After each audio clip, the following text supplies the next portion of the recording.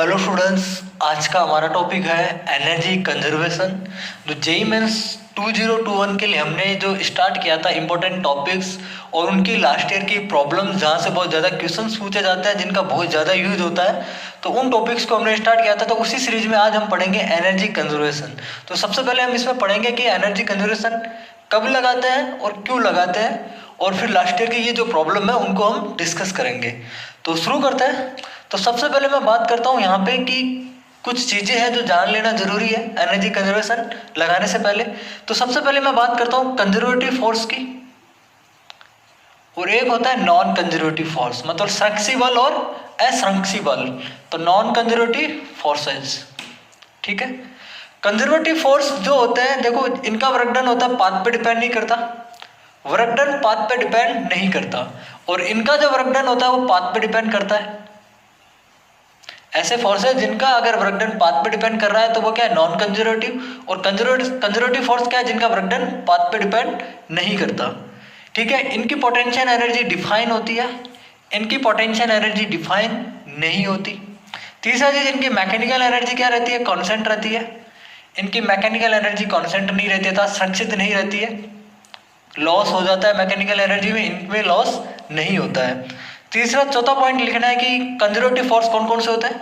तो एक होता है स्प्रिंग फोर्स, ठीक है, MG force, electrostatics force, magnetic force, ठीक है। और यहाँ पे हो गया किसी सिस्टम पे टेंशन फोर्स, नॉर्मल फोर्स, ठीक है, और स्टैटिक फ्रिक्शन फोर्स। सिस्टम की मैं बात कर रहा हूँ, स्टैटिक फ्रिक्शन फोर्स, ठीक है। यहाँ पे ये हो गए कंजर्वेटिव फोर्स जिनकी एनर्जी क्या रहती है, कांस्टेंट रहती है, mechanical energy. Non conservative force में क्या होता है, किसी ऑब्जेक्ट की बात कर रहा हूँ मैं यहाँ पे क्या बात कर रहा हूँ, ऑब्जेक्ट। तो ऑब्जेक्ट पे टेंशन फोर्स, नॉर्मल फोर्स, ठीक है, और ऑब्जेक्ट पे ही कौन सा फोर्स, काइनेटिक फ्रिक्शन फोर्स,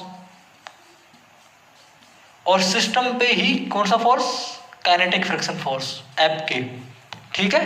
तो ये हो गए नॉन कंजर्वेटिव फोर्स और ये हो गए कंजर्वेटिव फोर्स। एक आपको व्यू दिया था मैंने इसमें। अब मैं बात करता हूँ कि पोटेंशियल एनर्जी क्या होती है, पहले उसके बारे में बात कर लेते हैं। जब एनर्जी कंजर्वेशन पढ़ रहे हैं तो हमें पोटेंशियल एनर्जी क्या होती है उसके बारे में हमें पता होना चाहिए। देखो पोटेंशियल एनर्जी कंजर्वेटिव फोर्स की डिफाइन होती है, ये चीज मैंने आपको बता दी। तो अब देखो W conservative force equal to होता है माइनस डेल्टा यू, ठीक है। कंजर्वेटिव फोर्सेज के द्वारा किया गया वर्क डन इक्वल टू होता है माइनस डेल्टा यू, ये होता है पोटेंशियल एनर्जी। इसको लिखा जाता है minus you final minus you initial. जब भी हम किसी ऑब्जेक्ट की पोटेंशियल एनर्जी को डिफाइन करते हैं तो एक रेफरेंस लेवल माना जाता है, और उस रेफरेंस लेवल पे इनिशियल पोटेंशियल एनर्जी को जीरो माना जाता है, ये ध्यान रखना। रेफरेंस लेवल में मानता हूं तो W कंजर्वेटिव इक्वल होता है minus you fineness minus you initial. अभी को इसी का ऐसे रहने दो, ठीक है। अभी देखो मान लो कि मैं ग्रेविटेशनल फोर्स की अगर पोटेंशियल एनर्जी डिफाइन करता हूं मैं, ठीक है। तो देखो मान लो कि मेरे पास ये ग्राउंड है, एक m मास का एक ऑब्जेक्ट है, और मैं इसको इस पाथ के द्वारा यहाँ पे लेके आ रहा हूँ, ठीक है, इस पाथ के द्वारा, और ये h हाइट ट्रेवल करता है, ठीक है। अब मुझे इसकी पोटेंशियल एनर्जी लिखनी है, ठीक है। तो वो कैसे लिखूंगा मैं, देखो ऐसे लिखूंगा W conservative equal to minus delta U. इसको मैं क्या लिखूंगा, U final minus U initial. अब मैं एक रेफरेंस पॉइंट मान रहा हूँ, रेफरेंस लेवल मान रहा हूँ, उस रेफरेंस पॉइंट पे मैं इनिशियल पोटेंशियल एनर्जी को क्या मानता हूँ, जीरो मानता हूँ। U initial equal to zero, okay. तो U इनिशियल यहाँ पे क्या हो गया, zero minus U final. Work done कितना होगा, mg के द्वारा किया गया वर्क डन mgh, और माइनस साइन क्यों लगाऊंगा, क्योंकि ग्राउंड से ऊपर की ओर जा रहा हूं इसलिए माइनस साइन लगेगा। और वर्क डन mg क्या होता था, mg इंटू h होता था। h क्या होती थी, वर्टिकल हाइट होती थी, तो माइनस mgh, ये एक माइनस से माइनस खड़ा होता है। तो इसकी पोटेंशियल एनर्जी आ जाएगी, जब ये यहाँ पे था तो इस ऑब्जेक्ट की जो पोटेंशियल एनर्जी थी वो है mgh, एच कहती है वर्टिकल हाइट्स, ठीक है। तो एक मास अगर वो ग्राउंड से एच हाइट के ऊपर जाता है तो उसकी पोटेंशियल एनर्जी क्या होती है, mgh। मान लो कि अगर ये नीचे आ गया, मान लो कि रेफरेंस लेवल से नीचे आ गया, मान लो ऐसे, ठीक है। अब ऊपर से नीचे आ गया रेफरेंस लेवल से, तो यहाँ पे कैसे लिखोगे, देखो यहाँ पे एच हाइट पे आ गया नीचे। अब वर्क डन यहाँ पे क्या होगा, पॉजिटिव होगा mgh, और minus you final minus you initial. Reference level तो ये है मेरे पास, और रेफरेंस लेवल में इनिशियल पोटेंशियल एनर्जी क्या है, 0। तो यहाँ पे U कितना हो जाएगा, -mgh। तो यहाँ पे हमने जो सीखा है वो क्या सीखा है कि एक रेफरेंस लेवल मानते हैं, ग्रेविटेशनल पोटेंशियल एनर्जी की मैं बात कर रहा हूँ, रेफरेंस लेवल मानते हैं। अगर हम उस रेफरेंस लेवल के h हाइट ऊपर जाते हैं तो पोटेंशियल एनर्जी होती है mgh, और h हाइट नीचे आते हैं तो -mgh। ये कॉन्सेप्ट आपको याद रखना है। अगर रेफरेंस लेवल मानते हैं उसके ऊपर जाते हैं h हाइट ऊपर तो mgh होती है पोटेंशियल एनर्जी, और नीचे आते हैं रेफरेंस लेवल से तो -mgh। रेफरेंस पॉइंट या रेफरेंस लेवल क्या होता है, जहां पे इनिशियल पोटेंशियल एनर्जी को अपन लोग क्या मानते हैं, 0 मानते हैं। तो इसको एक बार छापना।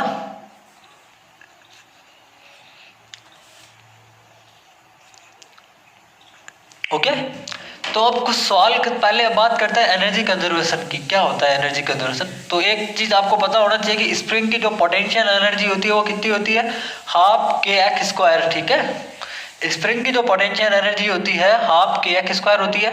तो पोटेंशियल एनर्जी इन स्प्रिंग, तो स्प्रिंग की जो पोटेंशियल एनर्जी होती है वो कितनी होती है, 12kx²। ये फॉर्मूला आपको आना चाहिए। ठीक है, कि 12kx² स्प्रिंग की पोटेंशियल एनर्जी होती है। मैं पोटेंशियल एनर्जी के बारे में अब ज़्यादा बात नहीं करूंगा, मैं सीधा बात करता हूँ क्वेश्चन एनर्जी कंजर्वेशन की अब। ठीक है, एनर्जी कंजर्वेशन क्या कहता है?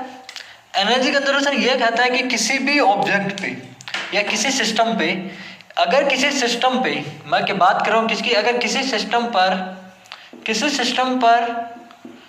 नॉन कंजर्वेटिव फोर्स का, अगर किसी सिस्टम पर नॉन कंजर्वेटिव फोर्स का, अगर किसी सिस्टम पर नॉन कंजर्वेटिव फोर्स का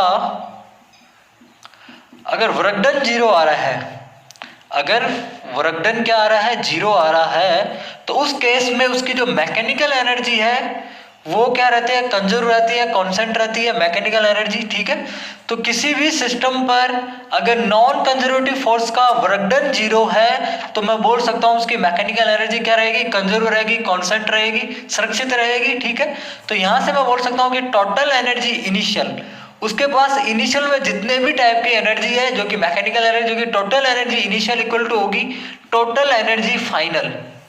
जितनी एनर्जी उसके पास इनिशियल में है उतनी ही एनर्जी फाइनल में होगी। कब? जब अगर किसी सिस्टम पे नॉन कंजर्वेटिव फोर्स का वर्क डन क्या आ रहा हो, 0 आ रहा हो, तो total energy initial equal to total energy final. Okay,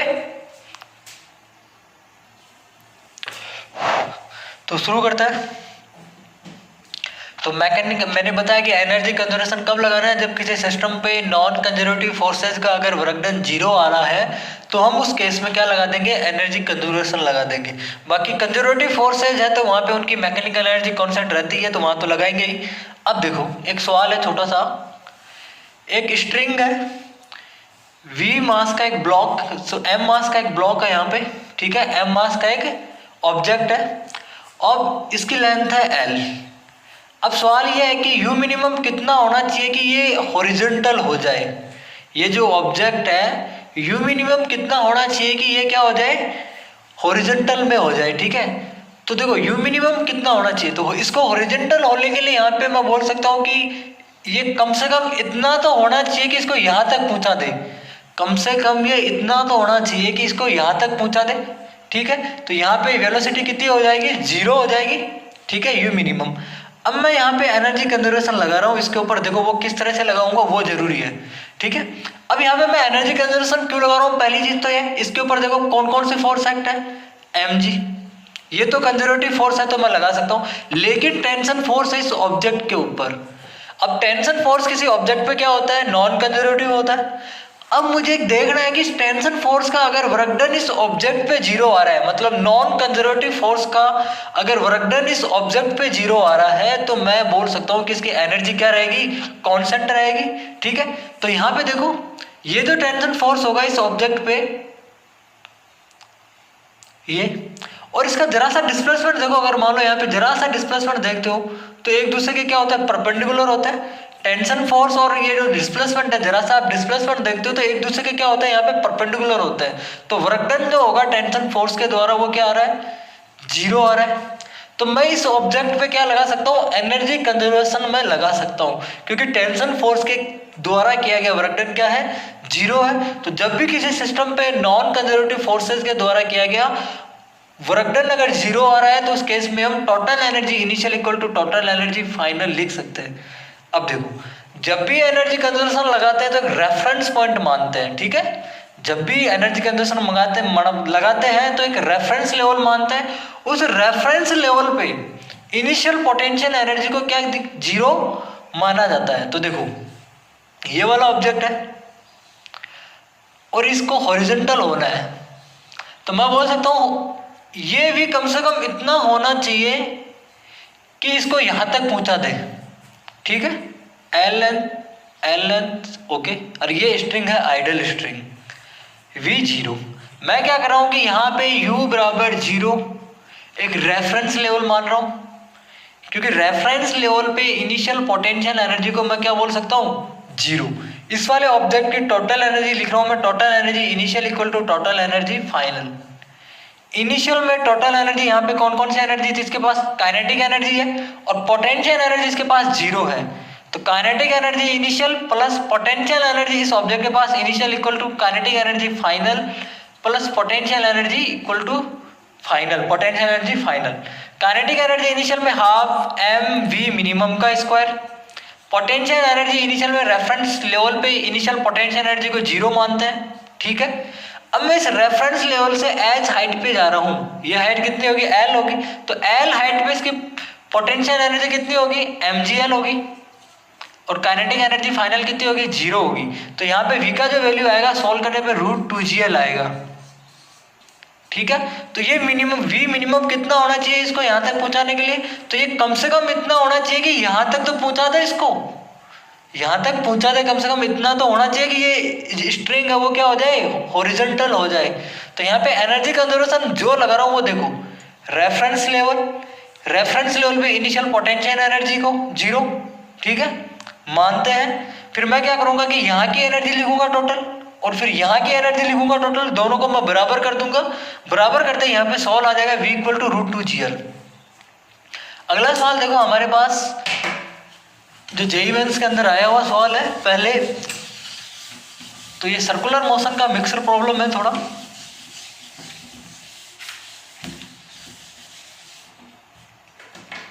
तो सवाल है देखो एक स्ट्रिंग है जिसकी लेंथ है l, m मास का ऑब्जेक्ट है जिसका वेलोसिटी है u इक्वल टू रूट के अंदर gl।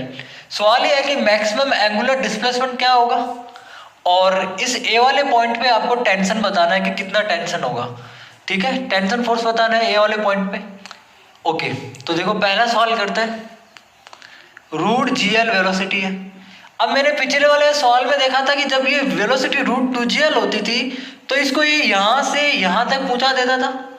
अब ये इससे कम वेलोसिटी है तो मैं बोल सकता हूँ कि ये इससे तो पहले ही रुक जाएगा, मतलब यहाँ तक तो पहुँचेगा नहीं, बीच में यहाँ कहीं रुक जाएगा। और वो मुझे पता नहीं कि ये कहाँ पे रुकेगा, ठीक है। उस एंगल को मैं बोल देता हूँ कि ये एंगल क्या है थीटा। मैक्सिमम एंगुलर डिस्प्लेसमेंट बताना है मुझे, एंगुलर डिस्प्लेसमेंट की मैं बात कर रहा हूँ, ठीक है। इनिशियल वेलोसिटी √gl दे रखा है। अब मैं यहाँ पे एनर्जी कंजर्वेशन लगा रहा हूँ, वो देखो कैसे। एक देखो ये लेंथ इसकी l है, ये लेंथ l है। मैं क्या कर रहा हूँ कि u बराबर यहाँ पे एक रेफरेंस लेवल मान रहा हूँ। सबसे पहले क्या कर रहा हूँ रेफरेंस लेवल, और इस रेफरेंस लेवल पे इनिशियल पोटेंशियल एनर्जी को मैं क्या बोलूँगा जीरो। जब यहाँ पे देखो मैक्सिमम एंगुलर डिस्प्लेसमेंट, ये ऑब्जेक्ट यहाँ तक तो जाएगा नहीं क्योंकि जब √2gl होता था तब तक यहाँ था, और मैक्सिमम एंगुलर डिस्प्लेसमेंट क्या होगा, मतलब यहाँ पे वेलोसिटी जीरो होगी। मैक्सिमम एंगुलर डिस्प्लेसमेंट की कंडीशन पे ये वेलोसिटी जीरो होगी, क्यों, क्योंकि ये ऑब्जेक्ट कुछ इस तरह से सर्कुलर मोशन करेगा अगर ऐसे तो और ज़्यादा नहीं जा सकता, मतलब मैक्सिमम एंगुलर डिस्प्लेसमेंट कब होगा और ज़्यादा नहीं जा सकता, मतलब मैक्सिमम कितना जा सकता है, तो यहाँ पे वेलोसिटी क्या होगी जीरो होगी। ओके अब देखो यहाँ पे अगर ये थीटा है तो ये कितना होगा, यहाँ पे देखो ये 90 माइनस थीटा होगा। अब यहाँ से देखो ये होगी लेंथ l, यहाँ पे कितना होगा साइन थीटा और ये l कोस थीटा। तो ये वाली लेंथ कितनी होगी मेरे पास l कोस थीटा, और ये वाली लेंथ टोटल कितनी होगी मेरे पास l minus l cos theta, ठीक है। अब u बराबर जीरो इनिशियल रेफरेंस लेवल और ये फाइनल कंडीशन इसकी ये है। मैं क्या करूँगा total energy initial equal to total energy final लिखूंगा। टोटल एनर्जी इनिशियल में जो थी यहाँ पे काइनेटिक एनर्जी है इसके पास initial potential energy initial equal to kinetic energy final plus potential energy final. यहाँ पे u बराबर 0 रेफरेंस लेवल माना था जिसके ऊपर initial potential energy 0, kinetic energy half m v का स्क्वायर, तो यहाँ पे gl हो जाएगा। और काइनेटिक एनर्जी फाइनल यहाँ पे 0 है क्योंकि मैक्सिमम एंगुलर डिस्प्लेसमेंट की कंडीशन में वेलोसिटी क्या हो जाएगी, यहाँ पे 0 हो जाएगी। ओके, और पोटेंशियल एनर्जी फाइनल क्या लिखूंगा मैं, mg h, रेफरेंस लेवल से h हाइट पे जाऊंगा तो मैं पॉजिटिव में लिखूंगा mg। यहाँ पे देखो l minus L cos theta. Okay, यहाँ से सॉल्व करने पे मेरे पास देखो m से m गया, g से g गया यहाँ पे, और l बाहर ले लो तो यहाँ पे 1 माइनस कॉस थीटा बचता है। यहाँ पे अगर l ले लेता हूँ तो 1 minus cos theta equal to 1/2। ठीक है, कॉस थीटा इधर आएगा ये मेरे पास, तो यहाँ पे आएगा 1/2, तो थीटा इक्वल टू आ गया मेरे पास 60 डिग्री। तो मैक्सिमम जो एंगुलर डिस्प्लेसमेंट होगा वो कितना होगा, थीटा इक्वल टू 60 डिग्री का होगा यहाँ पे, जब ये रूट GL से जा रहा है वेलोसिटी से। तो यहाँ पे थीटा का वैल्यू आ गया 60 डिग्री। अगला सवाल आपके पास ये था कि इस वाले जो ए वाला पॉइंट था यहाँ पे टेंशन फोर्स बताना है मुझे। तो देखो यहाँ पे ए वाले पॉइंट पे जब मैं टेंशन फोर्स बताऊंगा, ध्यान रखना मैं एनर्जी कंजर्वेशन किस तरह से लगा रहा हूँ वो देखते रहना। अब आगे मैं बात करता हूँ कि ए वाले पॉइंट पे टेंशन फोर्स, तो टेंशन फोर्स कैसे निकालना है वो देखो। इसका फ्री बॉडी डायग्राम बनाते हैं। सबसे पहले यहाँ वाली स्ट्रिंग की वजह से टेंशन फोर्स T, खुद के वेट के कारण इसके ऊपर लगेगा mg।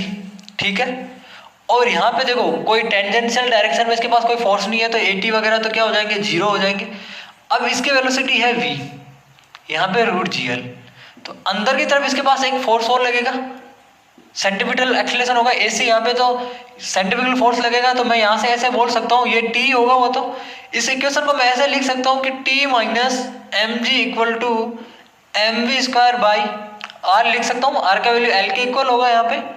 ओके, v का वैल्यू यहाँ पे है मेरे पास GL, l से l गया T माइनस mg, तो T का वैल्यू यहाँ पे आ जाएगा मेरे पास 2mg।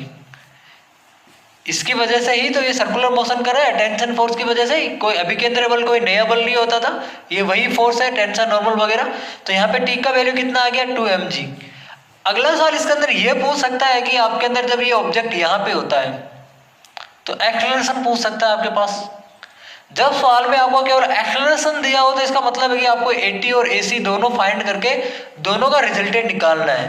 ठीक है, अगर सवाल में जब आपको बोला कि एक्सेलरेशन निकालना है जब इसका मैक्सिमम एंगुलर डिस्प्लेसमेंट होता है थीटा इक्वल टू 60 डिग्री पे, ठीक है, तब आपको बताना है एक्सेलरेशन।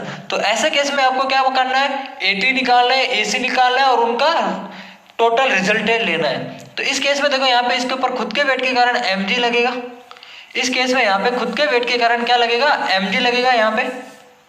ओके, अब टेंशन फोर्स स्ट्रिंग की वजह से, ठीक है, यहाँ पे। अब यहाँ पे देखो एक चीज, ये सर्कुलर मोशन कर रहा है यहाँ पे, इसको मैं जरा सा आगे बढ़ाता हूँ और ये एंगल अगर 60 था, ये 90, तो ये कितना होगा, 30 डिग्री होगा। तो यहाँ से मैं बोल सकता हूँ एक चीज तो कि ये 60 है तो ये भी 60 होगा। यहाँ पे इसके कंपोनेंट होंगे एक mg cos 60 डिग्री और एक कंपोनेंट होगा इसका टेंजेंशियली mg sin 60। ठीक है, mg cos 60 और mg sin 60। तो यहाँ से मैं बोल सकता हूँ कि जो ft होगा इस टेंजेंशियल डायरेक्शन में होगा वो कितना होगा, mg sin theta, mg sin 60। तो mg रूट 3/2 यहाँ पे ये हो गया मेरे पास। अब एक्सेलरेशन पता करना है तो मैं क्या करूँगा, यहाँ पे AT पता करने के लिए m का डिवाइड कर दूंगा तो g रूट 3/2 आ जाएगा मेरे पास AT। AC निकालने के लिए देखो यहाँ पे AC तो v स्क्वायर बाई r होता है आपके पास, वेलोसिटी यहाँ पे 0 है तो AC तो क्या हो जाएगा आपके पास 0। और इस पॉइंट पे आपको टेंशन फोर्स पूछ सकता है तो tension force T equal to क्या होगा, mg cos 60 डिग्री। क्या होगा, mg cos 60 डिग्री। मैं थोड़ा स्पीड में चलूंगा। तो यहाँ पे एनर्जी कंजर्वेशन कैसे लगाते हैं वो सीखना था हमें। तो सवाल में मैं बहुत सारी चीजें पूछ सकता है, वो भी मैंने आपको बता दी यहाँ पे।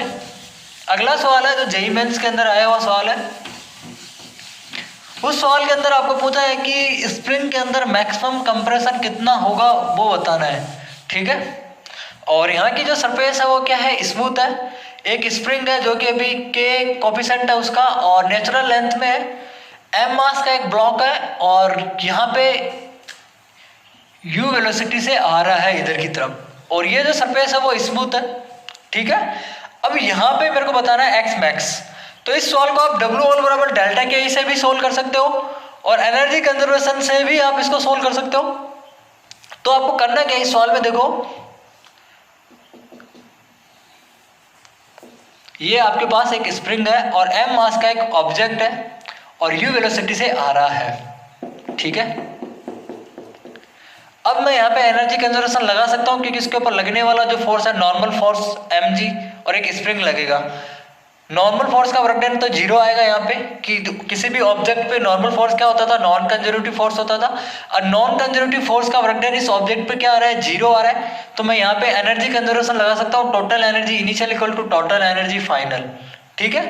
अब मैं ये बोल सकता हूँ कि इस ऑब्जेक्ट की यहाँ पे टोटल एनर्जी लिख दो और मैक्सिमम एक्स मैक्स कब होगा, देखो ये ऑब्जेक्ट इसके साथ होगा क्या, पहले ये ऑब्जेक्ट आएगा इधर की तरफ, स्प्रिंग को दबाएगा दबाएगा, एक मोमेंट ऐसा आएगा कि उससे ज्यादा अब स्प्रिंग को नहीं दबा सकता, उस केस में इसकी वेलोसिटी क्या हो जाएगी, जीरो। मतलब स्प्रिंग को दबाया दबाया दबाया, एक मोमेंट ऐसा आएगा कि अब स्प्रिंग को और ज्यादा नहीं दबा सकता, वेलोसिटी जीरो। क्यों, क्योंकि इसके वाले इस ऑब्जेक्ट पे स्प्रिंग फोर्स इस वाली डायरेक्शन में लगना क्या हो जाएगा, शुरू हो जाएगा। जब स्प्रिंग फोर्स इस वाली डायरेक्शन में लगना शुरू हो जाएगा तो इसकी वेलोसिटी को क्या करेगा, कम करेगा, ठीक है। तो वेलोसिटी क्या हो जाएगी, एक मोमेंट ऐसा आएगा जब उसकी वेलोसिटी जीरो हो जाएगी, और ये वही केस है जब इसके अंदर एक्स मैक्सिमम होगा। तो total energy initial equal to total energy final, ठीक है। अब यहाँ पे देखो रेफरेंस पॉइंट मानने की दिक्कत है क्या, देखो यहाँ पे जो पोटेंशियल एनर्जी इस ऑब्जेक्ट की होगी, मान लो इसी को रेफरेंस लेवल में मान लेता हूँ, इसी लाइन को, तो यहाँ पे जो पोटेंशियल एनर्जी होगी वही पोटेंशियल एनर्जी यहाँ पे होगी इसके पास। तो टोटल एनर्जी इनिशियल यहाँ पे इसके पास जो एनर्जी है वो लिखो, और इस ऑब्जेक्ट के पास यहाँ पे जो एनर्जी है वो लिखना है। मैं पूरे सिस्टम पे एनर्जी कंजर्वेशन लगा रहा हूँ। तो टोटल एनर्जी इनिशियल देखो, काइनेटिक एनर्जी है पहले हाफ mv², ठीक है, और पोटेंशियल एनर्जी यहाँ पे जीरो है, स्प्रिंग की पोटेंशियल एनर्जी भी जीरो है, ठीक है। और यहाँ पे रेफरेंस लेवल पे इनिशियल पोटेंशियल एनर्जी को मैंने जीरो माना है, ग्रेविटेशनल पोटेंशियल एनर्जी को।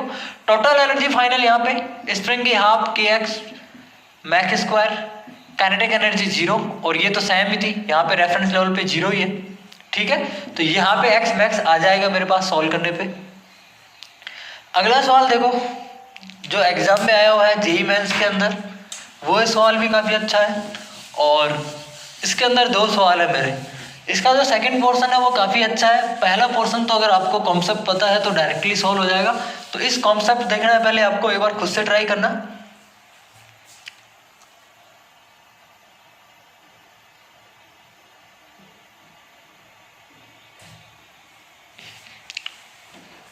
मैं थोड़ा जल्दी में चल रहा हूँ तो उसके लिए थोड़ा माफ करना, ठीक है। m मास का एक ब्लॉक है और एक 2m मास का एक ब्लॉक है। ये स्प्रिंग है अपनी नेचुरल लेंथ में। इस m मास का ब्लॉक का इनिशियल वेलोसिटी है जीरो और इसका इनिशियल वेलोसिटी है u, ठीक है। ये जो सरफेस है वो स्मूथ है, फ्रिक्शन कोएफिशिएंट जीरो है, और ये जो सरफेस है वो भी क्या है, स्मूथ है, फ्रिक्शन कोएफिशिएंट जीरो है। सवाल में आपको ये है कि स्प्रिंग में मैक्सिमम एक्सटेंशन बताना है, कि स्प्रिंग में मैक्सिमम एक्सटेंशन कितना होगा वो आपको बताना है। देखो स्प्रिंग मास सिस्टम की बात देखते हैं एक बार अपन लोग। स्प्रिंग मास सिस्टम क्या होता है, ये एक मेरे पास कोई स्प्रिंग मास सिस्टम है m1, ये m2 और ये k कोएफिशिएंट, ठीक है। स्प्रिंग कांस्टेंट है k, फोर्स कांस्टेंट। अब स्प्रिंग मास सिस्टम का एक कॉन्सेप्ट है, स्प्रिंग में जब भी मैक्सिमम एक्सटेंशन या कंप्रेशन, ठीक है, अगर ये दो चीज होता है तो उस स्थिति में इनकी वेलोसिटी क्या होती है, सेम होती है। दोनों जो एंड्स होते हैं, दोनों एंड्स की वेलोसिटी क्या होती है, सेम होती है, ठीक है। क्यों, देखो सिंपल कॉन्सेप्ट है, इसमें कुछ ज़्यादा करने की जरूरत नहीं है। मान लो कि मेरे पास यहाँ पे कोई एक इस तरह से स्प्रिंग अटैच है यहाँ पे। अब मैं इस स्प्रिंग को खींच रहा हूँ बहुत ज़्यादा, खींचता गया, अब और ज़्यादा नहीं खींच सकता, उस केस में इसकी वेलोसिटी क्या हो जाएगी यहाँ पे, जीरो, ठीक है। अब इसको क्या करो आप समझने के लिए, देखो यहाँ पे मैक्सिमम क्या हो रहा है, एक्सटेंशन हो रहा है स्प्रिंग के अंदर खिंचाव, तो यहाँ पे वेलोसिटी क्या होगी इसकी, जीरो, और इस वाले एंड्स की भी यहाँ पे वेलोसिटी क्या है, जीरो। मैं क्या करता हूँ कि इस जो मेरे वॉल से अटैच किया था इसको एक ब्लॉक से रिप्लेस कर दूं, मैं एक ब्लॉक से रिप्लेस कर देता हूँ मैं इसको, ठीक है। एक ब्लॉक से अगर मैं इसको रिप्लेस कर देता हूँ तो यहाँ पे इसकी वेलोसिटी जीरो क्यों होगी, इसकी जब मैं देखो यहाँ पे रुका हुआ है ये वॉल क्या है, एक तरह से देखो कि रुकी हुई है। तो मैं इसको एक ऐसे ब्लॉक से शिफ्ट कर रहा हूँ एम मास के ऑब्जेक्ट से, जो कि क्या है इसके रेस्पेक्ट में रेस्ट में है, तो और ये भी क्या है रेस्ट में, यहाँ पे इसके रेस्पेक्ट में अगर ये रेस्ट में है तो मैं बोल सकता हूँ कि इसके रेस्पेक्ट में अगर ये रेस्ट में है तो मैं बोल सकता हूँ कि दोनों की वेलोसिटी क्या होगी, सेम होगी। मैक्सिमम एक्सटेंशन की कंडीशन थी और ये वॉल थी, मैंने क्या करा इसको एक एम मास के ब्लॉक से शिफ्ट कर दिया, जो कि क्या था इसके रेस्पेक्ट में रेस्ट में था। अगर ये इसके रेस्पेक्ट में रेस्ट में है तो दोनों की वेलोसिटी क्या होगी, सेम होगी, तभी तो ये इसके रेस्पेक्ट में क्या होगा, रेस्ट में होगा। तो यही कॉन्सेप्ट था कि जब स्प्रिंग में मैक्सिमम एक्सटेंशन या कंप्रेशन होता है तो उस केस में यहाँ पे क्या होता है, दोनों ऑब्जेक्ट की वेलोसिटी क्या होती है, सेम होती है, ठीक है, दोनों एंड्स पे। तो यहाँ पे देखो सवाल ये है कि स्प्रिंग में मैक्सिमम एक्सटेंशन, तो इस केस में मैं बोल सकता हूँ कि दोनों की वेलोसिटी क्या कर दो, आप सेम कर दो, एम मास का ऑब्जेक्ट वेलोसिटी v, और ये जो 2m मास का ऑब्जेक्ट है इसकी वेलोसिटी कितनी कर दो, v। अब मैं क्या कर रहा हूँ, p initial equal to p final लगा रहा हूँ। क्यों, इसलिए लगा रहा हूँ क्योंकि इस पूरे सिस्टम पे हॉरिजॉन्टल डायरेक्शन में कोई फोर्स नहीं है, रिजल्टेड फोर्स 0 है। तो मैं बोल सकता हूँ कि p initial equal to p final होगा।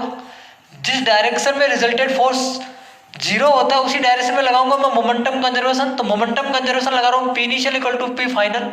इनिशियल मोमेंटम यहाँ पे 0 प्लस इधर वाले डायरेक्शन को पॉजिटिव मानते हुए 2m into U equal to m into V plus 2m into V, 3mv equal to 2m view, m से m बजा सकता हूँ तो v इक्वल टू आ जाएगा 2u/3। ओके, अगला सवाल इसके अंदर ये है ट्रू या फॉल्स का है, ये सवाल काम का है, सेकंड पोर्शन इसका। अब यहाँ पे देखो ये तो v आ चुका है मेरे पास, अब ये स्प्रिंग में मैक्सिमम एक्सटेंशन बता रहा है मुझे, तो उसके लिए मैं क्या करूँगा, total energy initial equal to total energy final. यहाँ पे कोई फ्रिक्शनल फोर्स नहीं है, ठीक है, यहाँ पे एनर्जी का लॉस करने वाला कोई फोर्स नहीं है, स्प्रिंग फोर्स है केवल, जो कि कंजर्वेटिव फोर्स होता है। तो यहाँ पे मैं इस पूरे सिस्टम की एनर्जी कांस्टेंट लिख सकता हूँ, तो total energy initial equal to total energy final. Initial में इस सिस्टम के पास स्प्रिंग अपनी नेचुरल लेंथ में थी, तो स्प्रिंग के पास कोई पोटेंशियल एनर्जी नहीं थी। रेफरेंस लेवल अगर मैं इसी लेवल को मानता हूँ तो ग्रेविटेशनल पोटेंशियल एनर्जी 0 मान के चलूंगा, ठीक है। और यहाँ पे इसके पास केवल काइनेटिक एनर्जी है, तो 2m half m view square, ठीक है, प्लस 0 स्प्रिंग की पोटेंशियल एनर्जी। स्प्रिंग में मैक्सिमम एक्सटेंशन तो हाफ kx मैक स्क्वायर, और इन दोनों ब्लॉक की काइनेटिक एनर्जी तो half m v square plus half 2m v square. Solve करने पे हमारे पास आ जाएगा x, v का वैल्यू उठा के यहाँ पे पुट करना है तो आपके पास x आ जाएगा यहाँ पे सॉल्व करने पर। अगला सवाल इसके अंदर ये है ट्रू या फॉल्स। अगला सवाल क्या है, ट्रू या फॉल्स, कि 2m ब्लॉक का वेलोसिटी किसी मोमेंट पे 0 हो सकता है। 2m ब्लॉक का वेलोसिटी क्या किसी मोमेंट पे 0 हो सकता है, तो उसके लिए देखो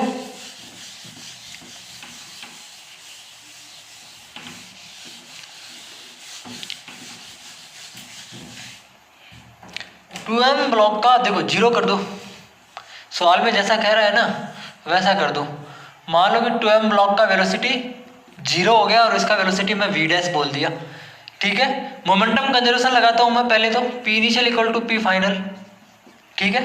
मोमेंटम कंजर्वेशन से मैं बोल सकता हूँ mv डैश प्लस फाइनल 0 इसका, इधर वाले डायरेक्शन को पॉजिटिव मानते हुए, और इनिशियल में यहाँ पे 2mv u, m से m गया यहाँ पे तो v डैश इक्वल टू कितना आ गया 2u, ठीक है। टोटल एनर्जी इनिशियल मैं क्या लिखूंगा यहाँ पे, और इसमें मान लो स्प्रिंग के अंदर कुछ खिंचाव वगैरह आएगा स्प्रिंग के अंदर, टोटल एनर्जी इनिशियल लिखूंगा मैं इसकी हाफ 2m u स्क्वायर, 2 से 2 गया तो यहाँ पे mv square total energy initial. Total energy final लिखूंगा मैं, काइनेटिक एनर्जी इसकी कितनी होगी हाफ m, v का वैल्यू 2u स्क्वायर, तो यहाँ से 4u स्क्वायर आ जाएगा। m से यहाँ पे देखो कितना आ जाएगा, यहाँ पे 2m u स्क्वायर आ जाएगा टोटल एनर्जी फाइनल, प्लस ये तो काइनेटिक एनर्जी होगी टोटल एनर्जी, प्लस यहाँ पे स्प्रिंग के अंदर जो एनर्जी होगी स्प्रिंग की एनर्जी। तो यहाँ पे देखो कि टोटल एनर्जी इनिशियल में इतनी है, अगर इसका वेलोसिटी फाइनल जीरो हो गया, अगर इसका फाइनल वेलोसिटी अगर जीरो हो गया, ध्यान रखना, बोर्ड पे ध्यान देना, ठीक है। अगर इसका फाइनल वेलोसिटी जीरो हो गया तो यहाँ पे एक चीज देखो, क्या टोटल एनर्जी कांस्टेंट रह पाएगी? नहीं रह पाएगी, क्योंकि इस सिस्टम की एनर्जी क्या है? कांस्टेंट है। तो टोटल एनर्जी क्या कांस्टेंट रह पाएगी, कंजर्व रह पाएगी? नहीं रह पाएगी, क्योंकि देखो 2mv² प्लस स्प्रिंग की एनर्जी भी तो यहाँ पे, तो ये पॉसिबल नहीं है, तो यहाँ पे फॉल्स आएगा, ट्रू नहीं आएगा, क्योंकि इसकी वेलोसिटी जीरो नहीं हो सकती किसी भी मोमेंट पर। तो किसी भी मोमेंट पर इसकी वेलोसिटी जीरो नहीं हो सकती। सवाल में मेरे को बोला कि हो सकती है, तो मैंने मान लिया कि मान लो इसकी वेलोसिटी जीरो हो गई। जब इसकी वेलोसिटी जीरो हो गई तो इसके साथ क्या होगा वो मैंने चेक करा। जब मैंने देखा तो इस सिस्टम की टोटल एनर्जी तो इतनी आ रही है इनिशियल, टोटल एनर्जी फाइनल इतनी आ रही है, तो मैं बोल सकता हूँ इस केस में कि एनर्जी कॉन्स्टेंट नहीं रहेगी इस केस में। तो मैं बोलूंगा कि ये जो स्टेटमेंट है वो क्या है? फॉल्स। अगला सवाल है, एसएचएम के ऊपर बेस है, एक एम मास का ऑब्जेक्ट है, यू वेलोसिटी से जा रहा है, और एक स्प्रिंग है जो कि नेचुरल लेंथ में है, एम मास का ब्लॉक है जो कि रेस्ट में है इनिशियल कंडीशन में। जैसे ही एम मास का ब्लॉक स्प्रिंग से जो अटैच ब्लॉक है उससे क्या करता है? चिपक जाता है। तो उस केस में आपको बताना है एम्पलीट्यूड कितना होगा, और जो सरफेस है वो क्या है? स्मूथ है। तो सवाल खत्म है, सिंपल सवाल है, इसमें कोई खास नहीं है, एग्जाम में आया हुआ सवाल है, तो कर दो तो बढ़िया है, नहीं करोगे तो और भी बढ़िया है।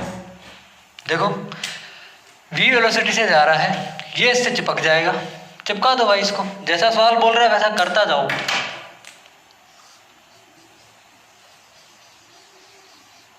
कुछ सवाल में क्या है, थोड़ा गड़बड़ हो गया, चलो इधर लेते हैं। ये देखो एम मास का अटैच है, स्प्रिंग अभी नेचुरल लेंथ में है अपनी, एम मास का एक ब्लॉक v वेलोसिटी से आता है और ये अभी रेस्ट में है और ये इससे चिपक जाता है, ठीक है। यहाँ की सरफेस है, फ्रिक्शन कोएफिशिएंट 0 है, ठीक है। मैं ये बोल सकता हूँ अभी के लिए तो ये रेस्ट में है, तो इसके ऊपर रिजल्टेंट फोर्स 0 ही होगा, क्योंकि जब भी स्प्रिंग अपनी नेचुरल लेंथ में होती है तो उसके ऊपर टेंशन फोर्स क्या होता है? 0 होता है स्प्रिंग के अंदर, ठीक है, अपनी नेचुरल लेंथ में। तो यहाँ पे मैं बोल सकता हूँ कि इसके ऊपर रिजल्टेंट 0 है। तो एक चीज देखो, यहाँ पे मैं मोमेंटम कंजर्वेशन लगा रहा हूँ यहाँ से लेके यहाँ तक के, पहले इसको चिपका दिया, ठीक है, चिपकाने के बाद ये 2m का हो गया, और इसकी वेलोसिटी मान लो चिपकाने के बाद u डैश, ठीक है, और इनिशियल कंडीशन में ये था इक्वल एम मास का, और इसकी वेलोसिटी थी v। मोमेंटम कंजर्वेशन जब भी लगाते हैं तो वो इनिशियल कंडीशन को देखते हैं और फाइनल कंडीशन को देखते हैं। इनिशियल में इधर वाले डायरेक्शन को मैं पॉजिटिव मानते हुए, जैसे ये चिपकेगा, चिपकने के तुरंत के बाद की घटना है, ये ध्यान रखना, ये चिपकने के तुरंत बाद की घटना है। अभी स्प्रिंग इसके साथ अटैच में है जो कि नेचुरल लेंथ में है, ठीक है, अभी स्प्रिंग नेचुरल लेंथ में है, ये चिपकने के तुरंत बाद की घटना है। इनिशियल क्यों लगाया मैंने कि हॉरिजॉन्टल डायरेक्शन में रिजल्टेंट फोर्स क्या है? 0 है। तो इनिशियल मोमेंटम कंजर्वेशन लिखना है आपको यहाँ पे, और फाइनल मोमेंटम कंजर्वेशन लिखना है। तो इनिशियल मोमेंटम कंजर्वेशन क्या लिखूंगा मैं यहाँ पे? m इंटू वी, और ये तो रेस्ट में था तो 0, ठीक है, equal to final 2m into, यहाँ पे मैंने क्या बोला? u, ठीक है, यहाँ पे u वेलोसिटी है, इनिशियल v थी, तो यहाँ पे u का वैल्यू आ चुका है, m से m चला गया यहाँ पे मेरे पास, तो u का वैल्यू आ गया मेरे पास v/2, u का वैल्यू आ गया मेरे पास v/2, ओके। अब सवाल में ये पूछा कि इसका एम्पलीट्यूड कितना होगा। अब देखो सवाल ऐसा बन गया है हमारे पास कि ये ऑब्जेक्ट है और एक 2m मास का एक ऑब्जेक्ट है, और यहाँ पे स्प्रिंग अपनी नेचुरल लेंथ पे और इसका वेलोसिटी है v/2, ठीक है, इस तरह से कुछ सवाल बन चुका है, ओके। ये एसएचएम करेगा ब्लॉक, ठीक है, यहाँ पे फ्रिक्शन फोर्स 0 है। मैं जानता हूँ कि जब ये ब्लॉक एसएचएम करेगा, एसएचएम तो करेगा, सिंपल चीज है कि नेचुरल लेंथ है यहाँ पे, तो इस वाले ऑब्जेक्ट के पास अभी रिजल्टेंट फोर्स क्या है? 0, ठीक है, रिजल्टेंट फोर्स क्या है? 0। रिजल्टेंट फोर्स 0 है, तो यहाँ पे मैं बोल सकता हूँ कि यहाँ पे इसके पास मैक्सिमम काइनेटिक एनर्जी होगी, ठीक है, मैक्सिमम काइनेटिक एनर्जी होगी। तो मैं बोल सकता हूँ कि टोटल एनर्जी एसएचएम में क्या रहती है? कांस्टेंट रहती है। एसएचएम में टोटल एनर्जी क्या रहती है? कांस्टेंट रहती है, और वो क्या होता है? हाफ के ए स्क्वायर, ठीक है, जिसको एसएचएम आता है उसको ये सवाल समझ में आ रहा होगा। मैं इस हाफ के ए स्क्वायर को बोल सकता हूँ इसके equal 2m/2 half m, v का वैल्यू है v/2 का स्क्वायर, तो यहाँ से हाफ के ए स्क्वायर, ए का वैल्यू आपके पास आ जाएगा। तो सवाल में कुछ नहीं था, अगर आपको एसएचएम के बारे में पता था, चिपकने के बाद मोमेंटम कंजर्वेशन आपको लगाना आ रहा है, ठीक है, सॉल्व में आपको पता था कि एसएचएम करेगा ये ब्लॉक, एसएचएम जैसे ये ब्लॉक करेगा तो मुझे पता है कि हाफ के ए स्क्वायर, ठीक है, टोटल एनर्जी एसएचएम की ये होती है, तो यहाँ पे एम्पलीट्यूड मेरे पास आ चुका है। दूसरा तरीका आपको क्या होगा, मैक्सिमम एम्पलीट्यूड की कंडीशन में इसका वेलोसिटी 0 हो जाएगा, तो ये तरीका लो, एनर्जी का ड्यूरेशन लगा दो, यहाँ पे टोटल एनर्जी यहाँ की लिख दो, टोटल एनर्जी यहाँ की लिख दो, सवाल खत्म हो चुका है।